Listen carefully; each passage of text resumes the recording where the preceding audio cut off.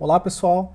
Bom, a gente vem conversando aí sobre como a gente pode resumir e apresentar as informações coletadas aí numa amostra, numa população. Essas informações são características que a gente coleta ou observa e a gente chama isso na estatística de variável, né? Lembrando que a gente tem as variáveis qualitativas nominal e ordinal e variáveis quantitativas discretas e contínuas, tá? A primeira maneira de se resumir, de se apresentar essas informações seria pelas tabelas, que foi os últimos conjuntos aí de slides que a gente viu, tá? Ou a segunda maneira seria a apresentação dessas informações por meio de gráficos, tá? E em geral, os gráficos eles são muito mais atrativos do que tabelas. Então, na medida do possível, a gente tenta apresentar essas informações por meio de gráficos, né? Porque atrai uma maior atenção, né? É muito mais legal você ver uma figura toda colorida do que uma tabela lá cheia de informação dentro, tá? Existem inúmeros gráficos, né? Eu imagino que vocês já tenham se deparado com uma grande quantidade de gráficos distintos. Aqui eu vou apresentar para vocês alguns coringas que são os mais utilizados, né? E determinados gráficos, pessoal, eles são mais razoáveis ou mais adequados para determinados tipos de variável, tá? Por isso que é tão importante a gente conseguir dividir exatamente ou classificar exatamente qual tipo de variável a gente está trabalhando, tá? Mas enfim, eu vou apresentar para vocês aqui alguns desses coringas, como eu falei, e a gente vai ver depois como construir esses gráficos no R. Assim como lá nas tabelas, pessoal, eu dei um exemplo para vocês para iniciar, né, a aula. Aqui eu vou trazer o mesmo exemplo. Então foi perguntado o número de filhos que cada um dos empregados de uma determinada empresa possuíam. As respostas foram as seguintes. Então cada número apresentado aqui embaixo se refere a uma resposta, né, como a gente viu lá nas tabelas. E eu vou pedir exatamente a mesma coisa que lá atrás.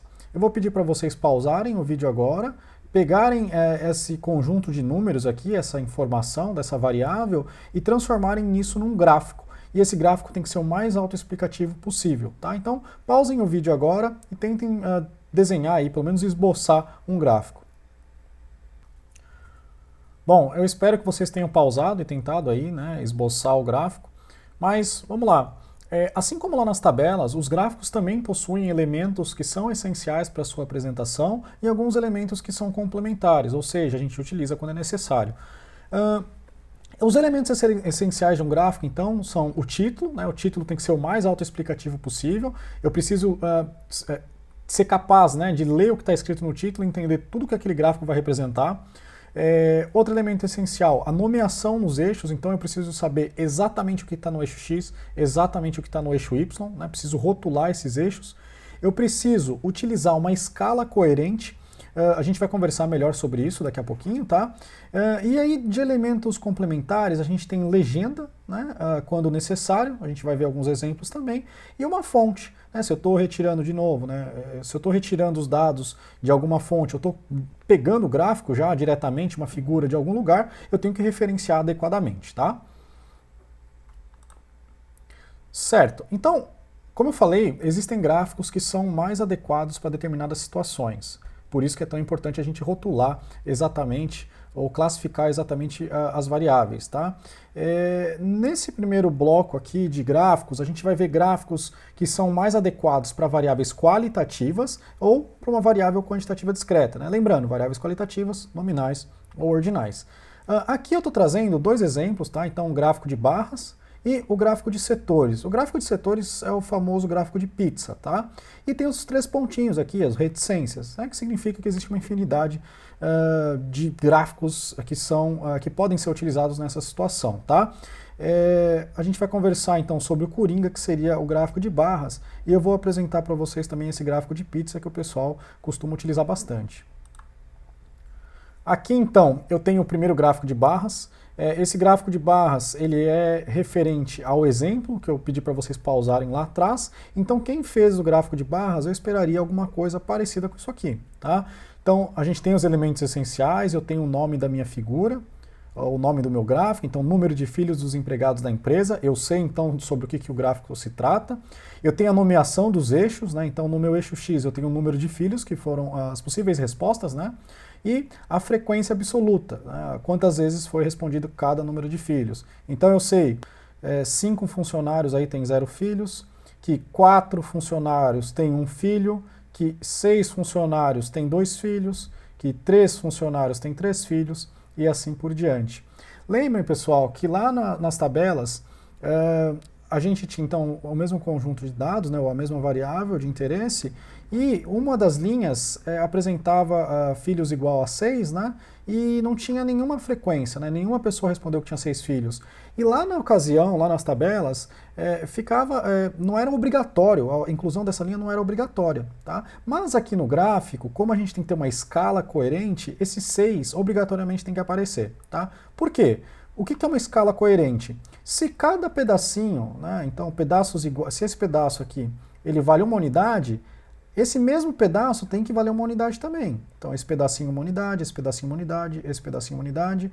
Então eu não posso pular do 5 para o 7 aqui. Por quê? Porque eu tenho que respeitar a escala do meu gráfico, né? Se cada pedaço vale uma unidade, cada pedaço tem que valer uma unidade. Eu não posso colocar aqui de 0 para 1, aqui de 1 para 300. Tudo bem? Então, isso que é a escala coerente. O mesmo é válido aqui para o meu eixo Y, tá? Existe uma coisa importante aqui, pessoal, nesse gráfico, que eu vou chamar a atenção, e eu imagino que alguns de vocês tenham cometido aí esse deslize. Observem que as minhas barras, elas não estão unidas, né? Existe um intervalozinho aqui, um buraco entre essas barras. E esse buraco, ele é proposital e ele tem que estar aí. Por quê? O gráfico, ele representa, né, ele tem que representar o máximo possível do que a gente está estudando.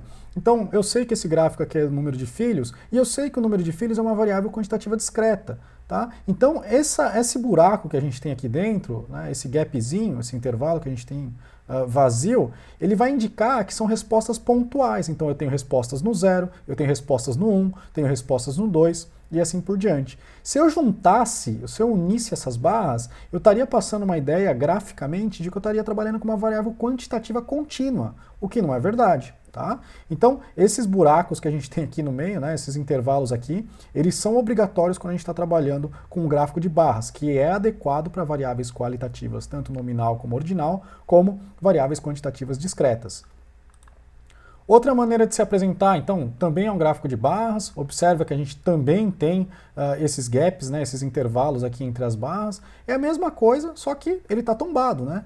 Então, por isso que é importante rotular os eixos, né? Então, agora no eixo X eu tenho a frequência e no eixo Y eu tenho os filhos. Eu tenho a mesma informação, né, só que o meu gráfico aí, ele foi derrubado, né? 90 graus aí de diferença, tá? Então, por isso a importância da nomeação desses eixos, tá, pessoal? Mais ainda, né, eu não passei essa informação para vocês, mas a gente poderia construir o gráfico de barras. Então esse gráfico de barras é igual ao primeiro que eu apresentei, tá? Vamos desconsiderar a cor aqui, exatamente a mesma coisa. Então 5 pessoas, 0 filhos, 4 pessoas, 1 filho e assim por diante. Mas aqui a gente está trazendo uma outra informação, né? Esse aqui é um gráfico de barras empilhadas. Por que empilhadas? Porque além de eu trazer informação de quantas pessoas têm 0 filhos, por exemplo, eu estou trazendo, no caso aqui, essas cores, é como se fosse um extrato, né? E eu estou trazendo o sexo dos funcionários que responderam essas determinadas respostas aqui, né? Então, eu sei que 2 pessoas do sexo masculino responderam 0 filhos, e o restante aqui, que são 3 pessoas do sexo feminino, responderam que tem 0 filhos, e assim por diante. Então a gente consegue trazer mais informações. E aqui nesse caso, eu tenho os elementos necessários ou essenciais, então o título da minha figura, os rótulos aqui dos eixos, e eu ainda tenho, como eu tenho cores no gráfico, ele não está totalmente autoexplicativo. Para ele ser completamente autoexplicativo, eu tenho que adicionar uma legenda aqui, né? Por isso essa legenda. E aí sim, é um elemento, né, que não é necessariamente essencial, mas nesse caso a gente precisa dele para complementar e conseguir resumir toda a informação dentro desse gráfico especificamente. Certo, pessoal? Então, por que a gente deve se preocupar com a escala do gráfico, né? Eu falei para vocês o seguinte, né? Vamos pegar uma régua de 30 centímetros. Então, vamos supor que cada 30 centímetros corresponde a uma unidade do gráfico. Então, cada 30 centímetros, de fato, tem que continuar valendo uma unidade, né? A gente não pode mudar essa escala aí. Ela tem que ser um padrão, né? Não pode mudar. Existem outras preocupações, como essa que eu vou apresentar aqui para vocês agora, mas antes de falar sobre esse gráfico especificamente, eu vou falar sobre a referência, né? Então, esse gráfico ele foi obtido a partir dessa referência aqui, é um livro, né? Uma tradução livre para esse livro seria alguma coisa como contando histórias a partir de dados, né? Para quem tem interesse nessa área, né, de análise de dados, eu indico bastante, né, se vocês tiverem oportunidade, de verificar, né, dar uma olhada nesse livro aqui. Porque o objetivo do livro é basicamente esse, né? Como que a gente consegue resumir informação, apresentar informações por meio de gráficos, né? Quais gráficos são mais adequados, em quais situações. Então esse livro é bastante interessante para quem tem interesse nessa área específica de análise de dados, né? Mais precisamente aí sobre a apresentação dos dados. Então voltando aqui para esse exemplo, esse gráfico, na verdade, esses dois gráficos, eles trazem exatamente a mesma informação, tá? A gente vai conversar melhor sobre isso, né? Mas vamos esquecer, vamos apagar esse gráfico da direita aqui primeiro. Vamos olhar só esse gráfico da esquerda. Se a gente olhar, o que a gente tem aqui no eixo Y são os percentuais, né? Esse gráfico é referente sobre alguma política pública que iria ser empregada, né, ou implementada no governo Bush. O now aqui, o agora, ele representa o ano de 2012, tá? Então aqui também é 2012. E o que aconteceria, o que era esperado que acontecesse no dia 1º de janeiro de 2013, se essa política fosse implementada. Bom, vamos olhar aqui então o gráfico da esquerda. Observem, pessoal, como eu falei, o gráfico ele tem que ser o mais direto possível, então eu tenho que bater o olho no gráfico e já entender o que está acontecendo.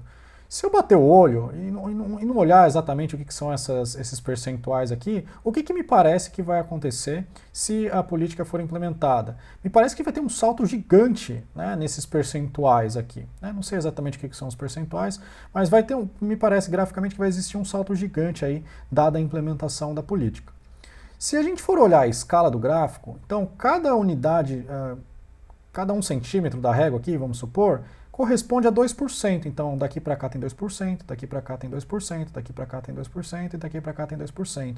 Então, desse ponto de vista, né, do que a gente já conversou, a escala está coerente. Entretanto, talvez, né, desse jeito que está apresentado, a gente tenha a falsa impressão desse super salto percentual. Vamos olhar agora o gráfico aqui à direita, né? Então, no gráfico à direita, a gente tem a mesma informação, só que agora a escala não está mais de 2 em 2%, ela foi um pouquinho esticada, né? Então a gente começou aqui do 0% e foi até os 40%. Se a gente bater o olho simplesmente, o que acontece? Ah, tudo bem, vai ter um aumento, mas ele não é tão gigante igual o gráfico da esquerda está sugerindo. Então, apesar dos dois gráficos estarem trazendo a mesma informação, esse gráfico aqui parece um pouquinho mais coerente, né? Então, quando a gente for construir um gráfico de barras, pessoal, né, vamos sempre começar aqui pelo 0%, tudo bem? Essa que é a ideia desses dois gráficos aqui. Essa é a mensagem que traz aí esse livro que eu comentei com vocês. Quem tiver interesse, né, como eu falei, é um livro extremamente legal, extremamente interessante para essa parte de visualização de dados. Certo. Bom, imagino que alguns de vocês aí fizeram o famoso gráfico de pizza, né? Ou o nome correto aí seria gráfico de setores, ou gráfico de setor. E esse é o gráfico de pizza, então, né? O gráfico de setores. E aqui a gente tem exatamente o número de filhos dos empregados da empresa, tá? Então é o mesmo gráfico. Bom, pessoal, existem alguns problemas da gente utilizar o gráfico de setores, a gente já vai conversar melhor sobre isso, tá? Mas, em geral, prefiram a utilização do gráfico de barras ao invés do gráfico de setores. Para a gente construir ele, eu imagino que se alguém fez desse jeito aí no papel, não calculou exatamente os ângulos que são utilizados, né, para construir esses gráficos, né? Mas, teoricamente, a gente deveria calcular o ângulo, usar um transferidor e assim por diante. Obviamente, a gente não vai fazer essas coisas na mão, a gente vai utilizar um software, né, para isso. Mas enfim, se a gente fosse construir na mão, a gente teria que calcular exatamente a angulação de cada uma dessas respostas. E como que isso é feito? Seria feito por meio de uma regra de 3. Então, lembrando, n é a quantidade total de observações, então a quantidade total de observações representa 360 graus, que é a circunferência, né? E as observações de uma determinada resposta, sei lá, aqui de 0 filhos, 5 pessoas responderam, então vão ser 24 para 360 graus, 5 pessoas para x, aqui no caso seria alfa i, né? E esse alfa vai indicar para mim a angulação dessa dessa categoria, né? Então eu faço uma regrinha de 3 aqui e eu consigo obter a angulação.